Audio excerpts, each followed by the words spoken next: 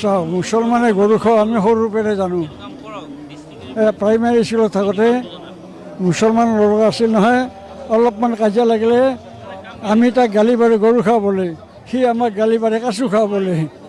গতিকে আমি একেলগে কিমান বছৰ আছে মুছলমানে গৰু খাই জানে। আজি হঠাৎ কৈছে যে মুছলমানে গৰু খাব নোৱাৰে, আইন কৰিছে।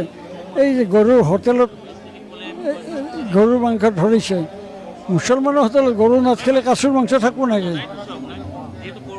মুছলমানে গৰু খাই হোটেলত গৰু মাংস বেচবই, এইটো এটা নতুন কথা নাই, এৰেষ্ট কৰিছে। গতিকে এইবিলাকত আমি সমস্ত বিৰোধী, কাৰণ পৃথিৱীখন যাই ঘূৰিছে আৰু যিয়ে মাংস খায় সেই মাংসৰ বাছ বিচাৰ নকৰে। ময়ে যেতিয়া বাহিৰত গৈছিলোঁ যি মাংস দিছে তাকে খাইছিলোঁ, কেতিয়াও নুসুধোঁ এইটো কিহৰ মাংস, সেই অভদ্ৰামীটো কেতিয়াও কৰা নাই। গতিকে আজি ভাৰতবৰ্ষৰ বিশেষকৈ অসমত আৰু কিছুমান ঠাইত গো মাংস নিষিদ্ধ কৰিছে, কিন্তু মানাটো নাই, ৰাইজে গৰু খাইয়ে আছে। চব গাঁৱতে গৰু খাইয়ে আছে, গৰুৰ বজাৰ চলি আছে। যেনেকৈ মদ নিবাৰণে কৰিছে, মদ বেছিকৈ চলিছে, এতিয়া গৰু খাব পাৰিব। আৰু অকল মুছলমানতো গৰু নহয়, কেৰালাত হিন্দু মুছলমানসকলে গৰু খায়, বেছিভাগ হিন্দুৱে গৰু খায়, চবেই নাখালেও।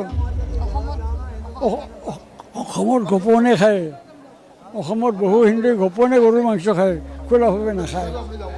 গৰুৰ মাংস খোৱা মানুহ মই নিজে দেখিছোঁ, কিন্তু গোপনে খায়টো খুব কম সংখ্যক। গতিকে এইটো সম্পূৰ্ণ মই বিৰোধী। খাদ্যৰ ওপৰত ৰাজনীতি কৰাটো এইটো জঘন্য ৰাজনীতি এটা। খাদ্য যাৰ যে পৰম্পৰাভাৱে চলি আছে সেইটো খায়, তাতে কি ডাঙৰ কথা এটা আছে। আজি মাংসক লৈ ৰাজনীতি কৰাৰ নিচিনা আৰু ঘৃণনীয় ৰাজনীতি পৃথিৱীত একো হ'ব নোৱাৰে।